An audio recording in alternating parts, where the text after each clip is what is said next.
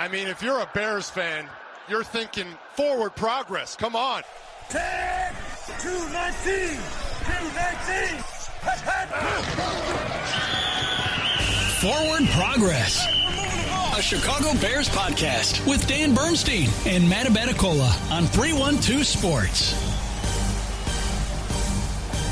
We give you Forward Progress here on 312 Sports, and I didn't really think we'd go into this with some massive news, but we are learning now that it's a wild day going on in Minnesota because, if sports-wise, of course, I don't want to that to ring oddly in your ears, but the fact that the morning started with the Twins parting ways with Derek Falvey, and now the Vikings have fired Kwesi Adolfo-Mensah, their general manager, and we're just getting news of this as we speak, but this is really not something anybody saw coming. But I guess a lot of some of the inside reporting has to do with his worsening relationship, a deteriorating relationship with Kevin O'Connell, and I don't think it would surprise anybody if this is very simply about getting the quarterback wrong. Yeah, it sounds like there's two sides to the quarterback camp, KOC and then the general manager, and it appears that the head coach has won out in this particular battle. Yeah, this was a complete surprise. Well, you know, it's hard when you look at what the Minnesota Vikings had in that quarterback room at the end of last year with Sam Darnold, who won 14 games, Daniel Jones, who took the Colts to a great first half of the season, and then they decide to part ways with both those experienced quarterbacks and go with J.J. McCarthy, who, of course, sat out his first year with injuries and struggled for most of the year to even stay on the field and play. And I understand what they were doing. I understand why they were doing it because of the when you make that commitment to someone, and then you have to understand that the quarterback contract, like the situation the Bears are in, is your chance to win is before you pay the big money to that quarterback. But I guess they didn't see enough from McCarthy this year at all to make them think that it was the right move or that it was worth it to make the commitment and the investment, and now they somehow have to unwind it. Wow. Well, there's absolutely no way they could have seen enough from J.J. McCarthy, and you have the experience of what Kevin O'Connell has been able to do with quarterbacks, and then to let Sam Darnold go and let Daniel Jones go, and to see how J.J. McCarthy, again, struggled to even stay on the field, Dan. It's not like we're not even talking about his performance yet. Just about being available on the field for 17 games, and he couldn't even do that. And I get it, injuries happen, but it was a total train wreck. And on top of it, they still finished with a winning record. And Adolfo-Mensah was at the Senior Bowl. Mm-hmm. He's down there with everybody. So he was launched there? Is that where? I don't know exactly. I'm just seeing the headlines. Mm-hmm. At least people saw him at the Senior Bowl. Okay. That is wild. And now we're wondering, the other thing that we were going to talk about today is that Bears assistant general manager Ian Cunningham, who has long been interviewed and rumored and in the mix for these other jobs, finally took another job. And it's not, as far as the NFL is concerned, the fact that he's now the general manager of the Falcons, they're not considering that a promotion in a way that would allow the Bears to recoup draft picks. Right. In order for the Bears to get draft picks in return, he would have to be the top football man, which he's not, as Matt Ryan is the president of the Atlanta Falcons, which they would label him as the top football guy there. So Ian Cunningham, not the top guy. The Bears don't get compensation. It sounds kind of shady to me, but, you know, whatever. He gets the title. I mean, he's being called a general manager. But it's not the top guy. Well, it sounds like it's splitting hairs to me, because I'm sure you can go through some of these other cases where compensatory draft picks have been awarded and then debate whether or not there is somebody above him who may or may not make a football decision. It sounds somewhat arbitrary and capricious, but I'm not gonna go to the mat to argue that one. No, you wonder though, if and usually you think that agents know everything. Because, boy, this is such a time for agents, considering all the turnover and everything that's going on. But if you're Ian Cunningham, Do you think that there was any possibility that he might have been tipped off to, hey, wait a day before you take this job with the Falcons? It's hitting everybody like a ton of bricks. I wonder if... Well, it certainly is possible. We don't know what his reaction to it was, but clearly if he was tipped off, didn't care, wanted the Falcons job. And I know he has a relationship with Matt Ryan, so maybe that was the deciding factor to it all. And I think... And who knows that was his team. Like, how involved is Matt Ryan going to be? We don't know. Maybe they don't know. But maybe he's just putting people in place and go out and do your job. And maybe this was more of an opportunity for Ian Cunningham to have more control and to have more authority, despite having someone above him. A similar situation like Ryan Poles has with Kevin Warren above him. Man, these are interesting times. Yeah, that's a shocker though. That's totally unexpected. Again, for a team that struggled with the quarterback. And they still finished with an above 500 record. They finished 9-8, and I think the biggest issue was just being able to keep J.J. McCarthy on the field. So, but if that's the case now, are we assuming that Kevin O'Connell wanted to keep one of the other quarterbacks? And if that's the case, how does your head coach coexist now with this guy he didn't want? It's a great question. Or maybe it is simply after the fact, and the totality of the evidence suggests terrible judgment. Yeah. And they have to make a commitment at some point that maybe it was untenable, that they could not coexist, because O'Connell's like, look, I'm doing this. I know this is your guy. I know even if it started with the best of intentions, and I think we sort of paint these things as this guy against this guy, but sometimes it just curdles over time, like a marriage or something. Maybe just said, look, we've got too much tension here. We can't do this, that you've asked me to coach a team where I have to watch these people succeed elsewhere. Or maybe he was asked and they said, look, Kevin, what do you want to do? He said what he wanted to do. They said, you're not in charge. We're making this decision. He said, okay, I understand. And then it got to be too much. We'll find out. We're not going to find out right away, but we will. It could also have gone the other way, too, where there was some tension and conflict between the GM and the coach. And maybe Kevin said, hey, we drafted JJ. This is the guy I wanted. He's the guy I believe in moving forward. We don't need those other guys. Now, that was proved out to be wrong, at least for this last season. And maybe KOC wasn't all about having McCarthy be the guy this year. Or I'm sorry, maybe the GM wasn't. Mm-hmm. And it kind of boiled over, and Kevin O'Connell won out there. So we don't know where the sides where they stood as far as the quarterbacks were concerned, but I'm sure it will come out more, and I'm sure we could even talk to our guy Phil up there and get more info. Yeah, look at the turmoil in the Bears division right now. Look at everything that's happening around them. Well, you have Matt LaFleur, who was, people were you calling. Fired him. Fan base I fired him. I wanted to fire him. Yes. Fan base wanted to fire him. And then you've seen all the things that have come out since then, all the failures under Matt LaFleur and the Packers, what they've lost, what they've done in a negative fashion under Matt LaFleur. You have controversy in Detroit with Dan Campbell firing his OC, hiring a new OC, taking over and making the play calling. They obviously missed the playoffs when they were a favorite to go to the Super Bowl before the season started. Now Minnesota is a complete mess. Yet again, I will say all three of those teams, and this just shows the talent of the rosters, finished above 500, which is crazy. I mean, you normally don't have a team finishing above 500 with a winning record and all the drama and all the controversy taking place. Wild times in the NFL.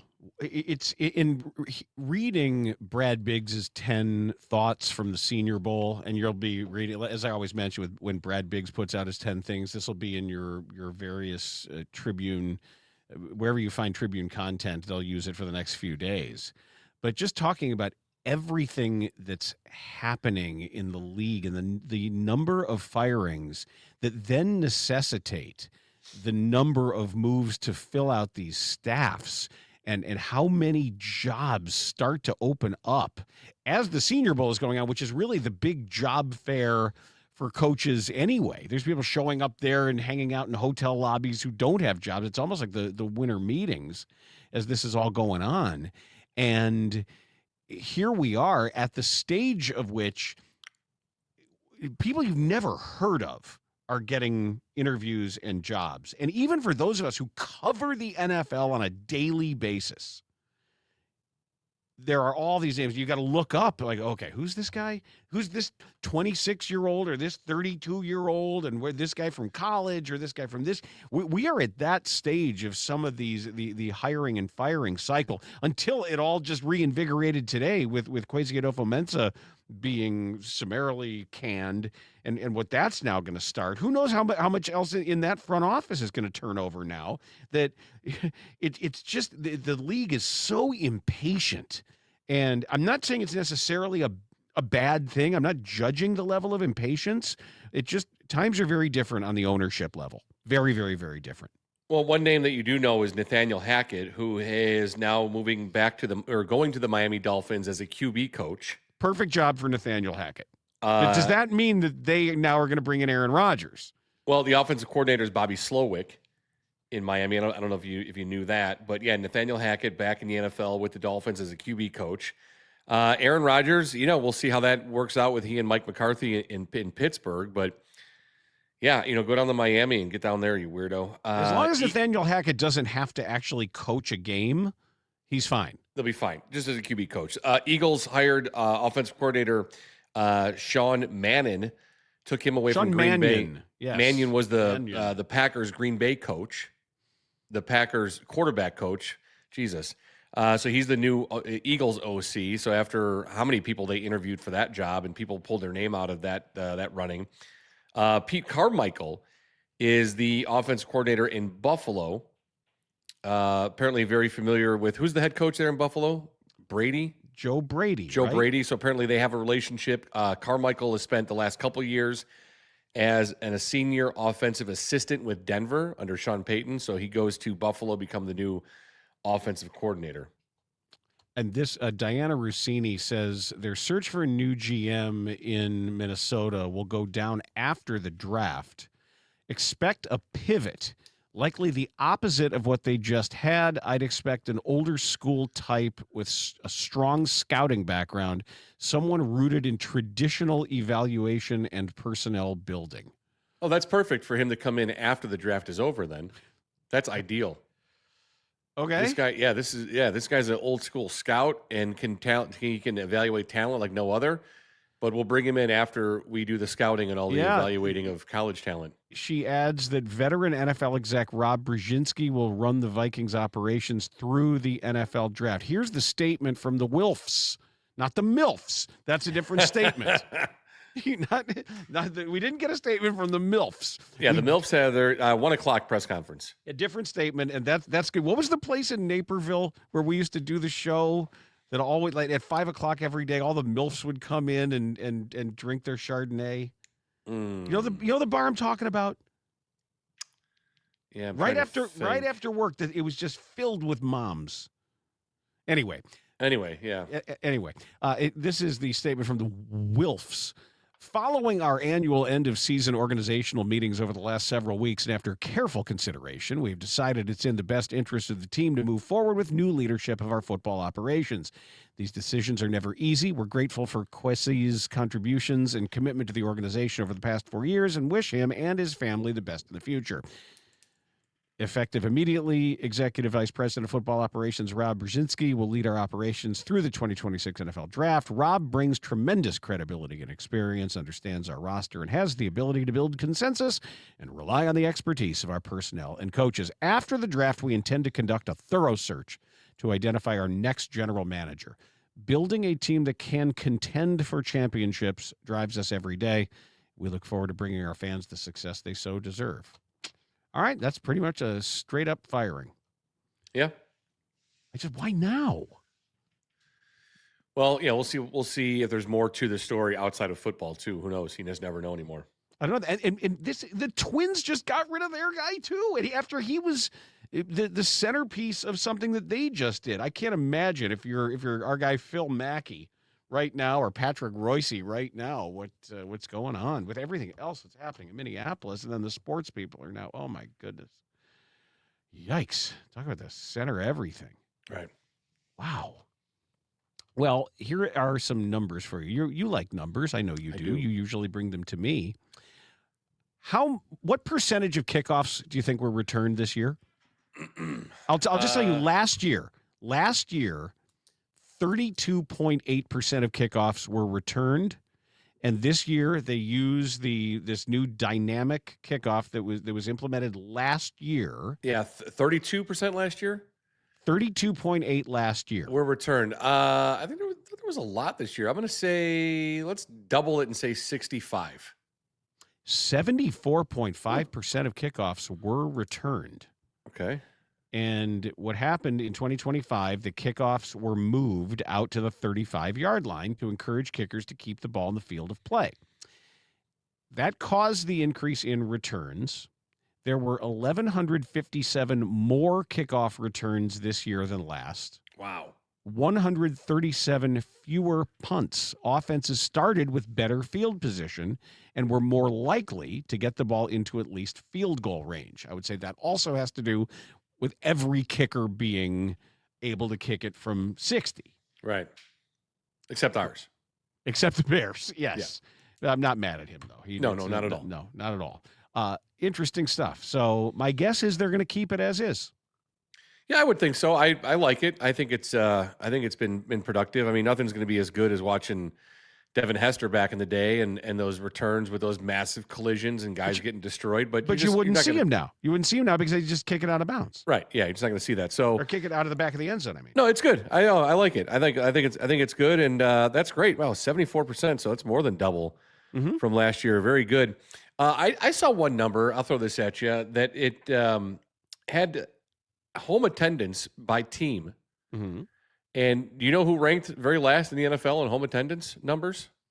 Well, this also has to do with stadium size, right? Well, yeah, of course it does, Dan. And that is your Chicago Bears. Yeah, they would have fit more people in there, but if they could, which is just terrible. I mean, and that's one of the things that goes back to one of the things that I absolutely hate in all of sports, that the Bears don't own their own stadium and that they're stuck in this mode. And I don't want to get into the whole stadium thing again, but just once again, another opportunity for revenue to be driven by having an actual real big boy NFL stadium, and the Bears continue to be last in the league.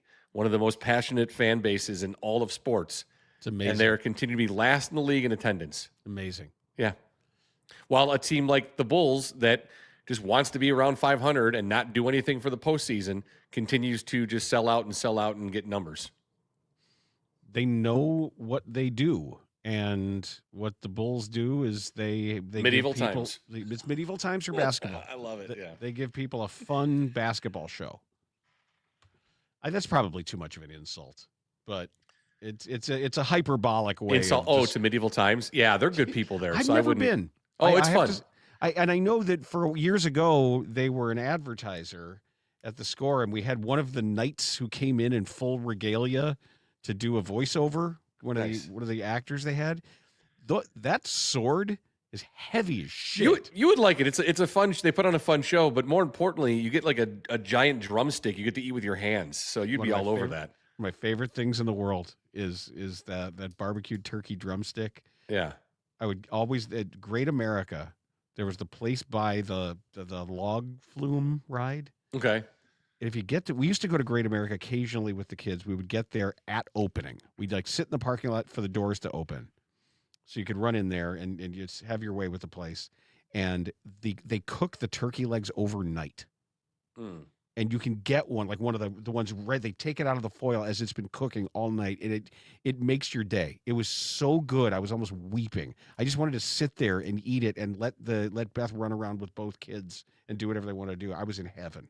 I can't remember. I think we've talked about this. Maybe the Renaissance Fair. You've never gone to that either. Oh, yeah. Okay, so you get the giant drumstick there as well? Of course. Yeah.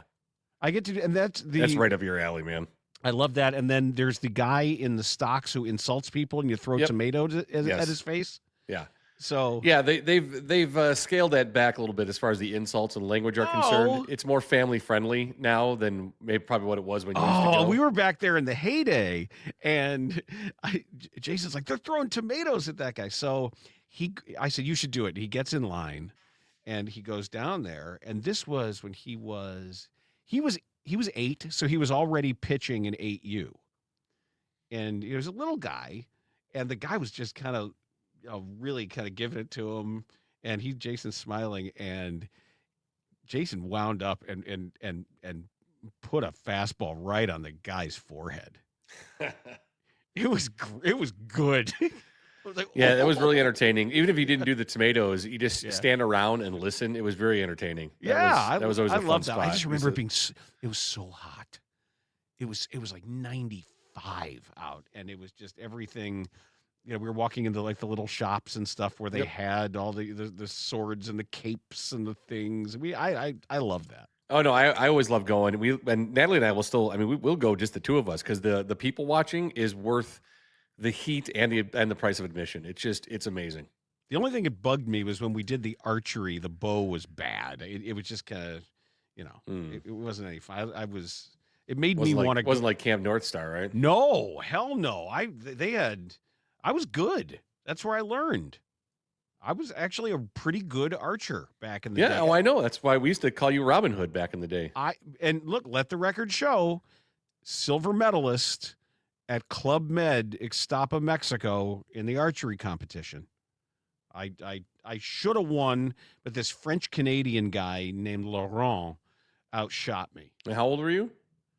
I was 17 or 18. And you're with your parents, right? And they made you fly coach home as a punishment. Can you believe it? Yeah. I'll never forget it.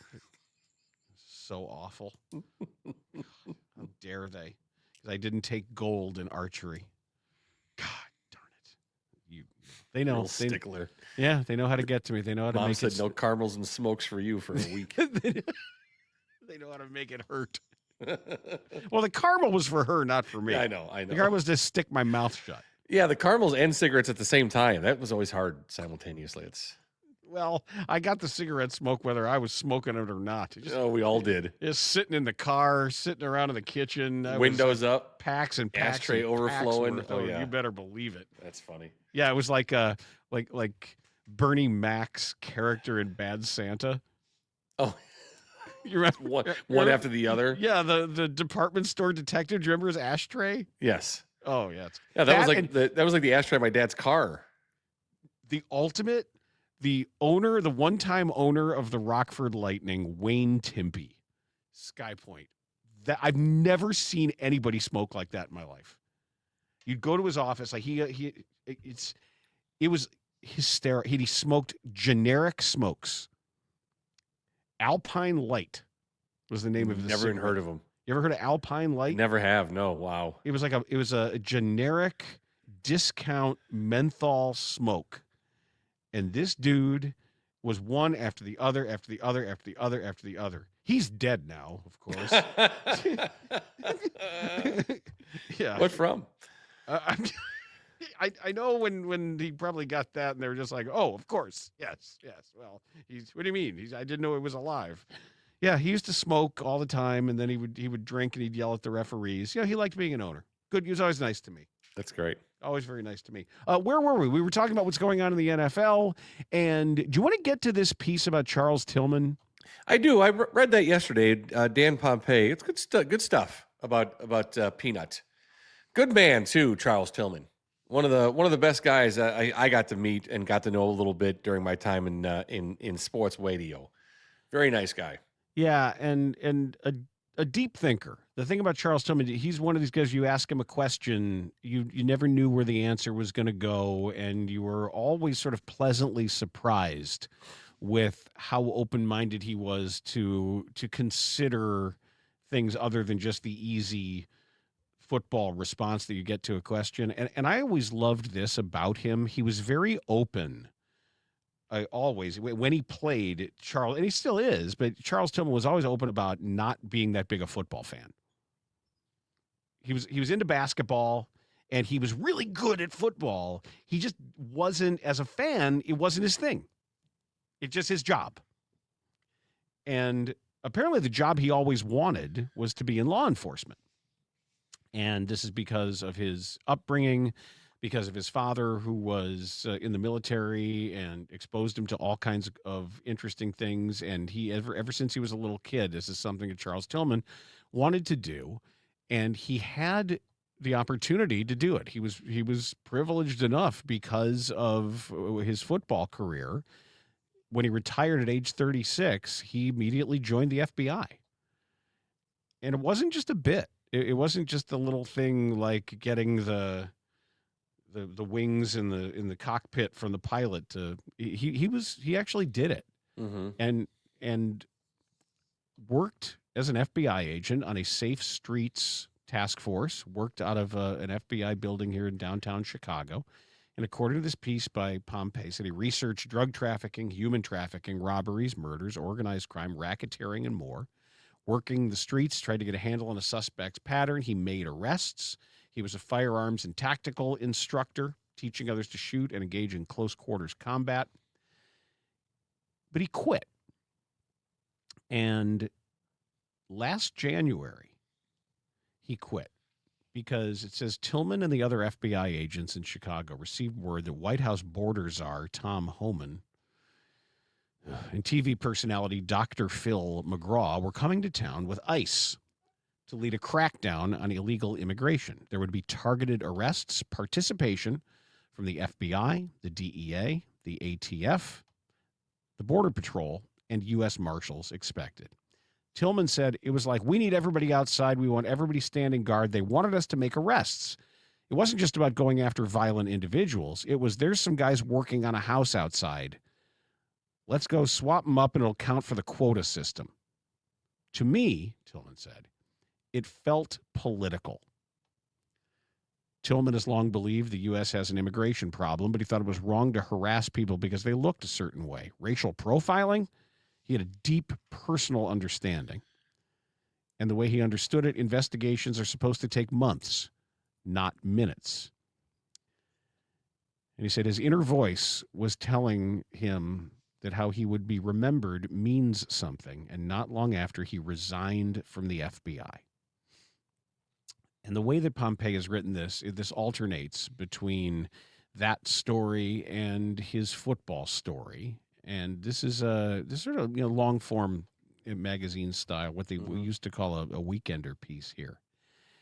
And it goes through everything that he learned while studying for his master's degree in Homeland Security Management, and why he took the job, how he was teased about all of the shoes that he had from his Nike deal. They called him Trigger Mike because of Will Smith's character in Bad Boys, who didn't need to be doing dirty work. And he mentions helping to liberate a woman who was held as a sex slave, tracking down a bank robber who had prior convictions. Talks about his difficult day on the job in Highland Park on the 4th of July, where he was deployed for the active shooter, recovering bodies. And he figured that it said it was time to move on when Tillman thought it was too difficult to perform his duties with respect. And he mentions that stepping away from his second career was possible only because of his first career. He said there are a lot of people in the FBI. He said there are a lot of people in the FBI that aren't happy with how the organization is being run by Kash Patel, but they can't quit like I did. That's what he said. It's too bad. I'm sure he's right. And as we're seeing people tasked with essentially being one person's personal violent revenge force, personal security force, personal vengeance army, I feel terrible for people who aren't in a position to be able to step down or be able to not be part of that, be able to take the stand that he took, that he was in a position to do so, but he did. He did. And for that, Charles Tillman, beyond football, has immense respect for me. Yeah, and in reading that, what hit me was the flip side of that, Dan, and the number of individuals knowing what is taking place, knowing what the purpose of Border Patrol and ICE is right now. It is very political, and the thousands of people who could not wait to sign up for something like that. That's what's really disturbing and really upsetting, and it really hurts my heart for this country that's the job. Here's the job outlined for you. And the number of people that just could not wait to get involved with that, to carry out that hatred and that discrimination. Now, again, we said this the other day. I agree there is an immigration issue in this country. There has been. And there are ways to deal with it that are legal, that are humane. And this is just not that. And the number of people that want to be a part of that, knowing exactly what it is, that's what's disappointing. Well, and that's what hurts. That's also why people are getting killed. When you say it's what hurts, it's what's and the things that are being said as, and there's a growing record of just how vile some of the comments have been by the people who are purported to protect and serve, and it's the opposite of that, and they know it, and that's what the recruiting pitch essentially is. If you're, and the pitch has been, here's a little money, and if you want to basically think you're playing Call of Duty, but for real against people you can dehumanize, here's a badge, and go ahead and do it. I heard someone say it the other day. I believe it's in one of the protest songs where they're saying it's too scared to be in the military, too dumb to be a cop. I've heard that. Yep. But yeah, Charles Tillman, I was fortunate enough to work with Charles on his foundation, his charity. And I got to MC several of his events. And it was really cool to be around him, get to know him, get to know his family a little bit. Just a really, really good guy. One time we did an event out at King's, the Bowling Entertainment Center out in Rosemont. One of his charity events was held there. And so we went in one day with the kids, and on the wall, they have like a whole wall of like celebrity photos. People have been there, and I certainly don't consider myself a celebrity, but I'm on that wall with Charles Tillman. So he's the celebrity. I happen to be the guy in the picture with Charles after one of the events. And sure enough, I'm like, I got all four boys, and I'm like, hey, you guys know who that is? That's Charles Tillman right there, the Chicago Bears. I'm like, oh, Dad, that's you. Like, yeah, that's me. So it's always great memories and great thoughts of being able to volunteer that time and work with Charles and his family in his charity event. And then there's a picture of it up at King. So it's really, really cool that I can show the kids that. Yeah, it's fun. Yeah. One of the times years ago when we had, he was sitting in the trailer that we had in Bourbonnais. He and Alex Brown were there. I think they were doing like something at 6:00, or maybe, you know what it was? I think it was Bears All Access. Probably. At the time. Yeah, with Zach maybe.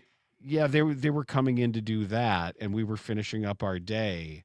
And it's when I think Jason was 4 or 5, I remember, and I brought him into the RV to meet those guys, and they could not have been nice. I remember just how big his eyes were, and he's like standing there with Charles Tillman and Alex Brown, and he was just so nice, and it's something that I know he remembered, and that was I just remember having a big smile on my face and seeing that, because when they're out there watching these impossibly enormous, speedy football players run around, to then see them just out of pads and being normal is always a reminder that they're not.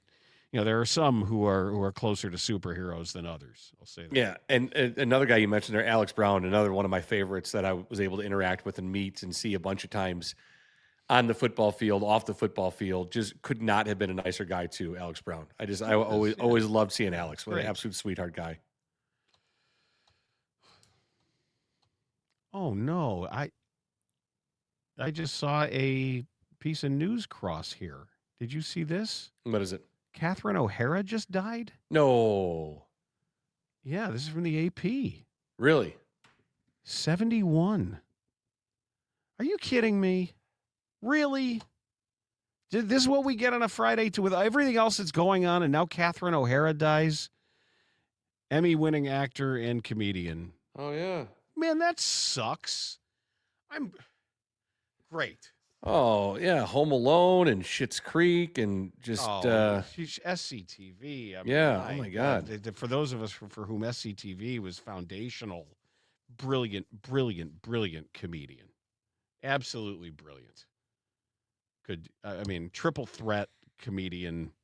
Yeah, and God she was darn it. she just did the Apple series, The Studio, with Seth Yeah. Rogen, Yeah. and she's fantastic in that. She's great, great in everything she did. What the hell, Oh, that's man? terrible. That's awful. What a week. I don't want to end on that. All right, well, I'll end. I got something for you. Yeah, I can end it would on. you give me something that I need something? We can't. That can't be the last. Yeah, no, minute that's of not the end week. thing. All right, you know how they always say that that there's a little bit of truth behind every joke? Of course, more Okay. than a little. Yes. So the Denver Broncos saga continues. You heard what Sean Payton said, right? Well, let's. You have the quote? Sean Payton made a joke, and here was his joke. This was his joke, Dan. His joke was, if I would have known that, referring to the previous injuries and surgeries on Bo Nix's ankle, if I would have known that, I wouldn't have drafted you. Ha ha ha. That's just a joke. That's my joke for you. And then he goes on and is asked about it, and he was like, well, I was joking around. I was, jokingly said this. Well, Sean, not much of a joke there, pal. So that apparently is what got Bo Nix so heated and angry, and why he shouldn't talk about my surgeries. He doesn't know how many I've had or what I've had done. He doesn't know. That's what prompted the angered response from Bo Nix when Sean Payton made a joke and said, "Had I known that, I wouldn't have drafted you." Okay, that makes sense. Yes, it does. That makes a little more sense then, because if he said, well, if I'd known that, I would draft you. Am I right? All right, thank you, ladies. I'll be here all week. Oh, try the veal. Okay. See, I'm kidding. Like, because he's hurt, right? And, we used a draft pick on him and committed our, future to him. Yeah, just a joke. Yeah, so Sean, did you hear what Bo Nix had to say? Oh, well, I jokingly said that. Come on, it was just, please. Everyone knows I was kidding, right? Of course, I've drafted injured guys all the time. I draft guys all the time. Oh, That's brutal. yeah, it's good stuff there from Sean Payton. He's doing Zanies next weekend. You know who's doing Zanies? Our guy Scott Green, an unemployed lawyer. Oh, is he really? Yeah, he's doing stand-up comedy. He's going to be at Zanies in some sort of like competitive thing that he's been doing. Yeah, massively successful entertainer. Competitive joke telling? He started making balloon animals at one point for the Boers and Bernstein show on remote. Oh, that's right. Yeah, He absolutely. came out doing balloon animals. That was the day Gary Coleman died. The day Gary Coleman died. Yes. And they were singing. The guy got mad at us for making fun of him or something, and Terry said something about like the size of his coffin or something. I don't remember exactly. Oh, what it God, was. yeah. Terry saying something insensitive. I don't believe it. And people got really mad, and one guy was screaming, and you remember to get him out? Don't you remember? Probably. I don't remember. It was at a Buffalo Wild Wings in... Gary. No, it was a strip mall in I remember driving by it on the way to a hockey game, and I just saw like, wait, I've done a show from there before. With all the memories this week, people are sharing all the different like opening lines that Terry would have for the start of the show. I forgot him. I know. People are putting him in like the YouTube comments. Yes. And Riddlin', diddlin', and country fiddlin'. and a hot country fiddlin'. I always loved that one. And what was the other one? I think Strangles put one in there. Whereas so the best we can informed, entertain, have a laugh or two along the way. I remember that one. Yeah. And then this one.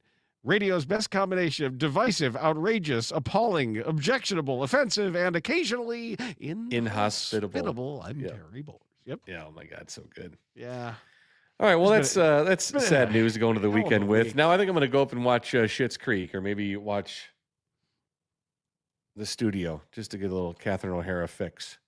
Yeah, I've got Too young too, man. 71. Come on. Yeah, I've got an old VHS tape of some of but I don't need anymore because it's all on YouTube. But it had so many of her, like when she would do Lola Heatherton. Mommy Teresa, you're so nice. It's scary. Like the some of the old stuff. Oh God, that's too bad. That's too bad. Well, all right. What a week, man. Yeah, been a week. You know what we're going to do that we should do this weekend? And first of all, for everybody today who is also observing however you're observing the no work day or whatever we call the purchasing strike of not buying anything, I think our household is definitely participating in that today. So I don't know if yours is as well, but good on you if you are. And that'll do it for Forward Progress today. We hope you have a great weekend. Remember to subscribe and follow all the programs here on 312 Sports on YouTube and anywhere you get your podcasts. And of course, if you haven't gotten it yet, get the 312 Sports app. That's the easiest thing for you to do. And we hope you have a great weekend watching all the Pro Bowl festivities. We'll have a full breakdown of the Pro Bowl flag football game on Monday. That is this weekend, right? I have no idea. The flag football game? Yeah, so we'll have a full breakdown. We have reporters on site that will be checking in Multiple. throughout. Yes. And then checking in for the flag football game. We'll get full reports on Monday. So have a great rest of your Friday. Have a great weekend, and we'll talk to you on Monday. For Dan Bernstein, I'm Matt Abaticola. This is Forward Progress, a 312 Sports production.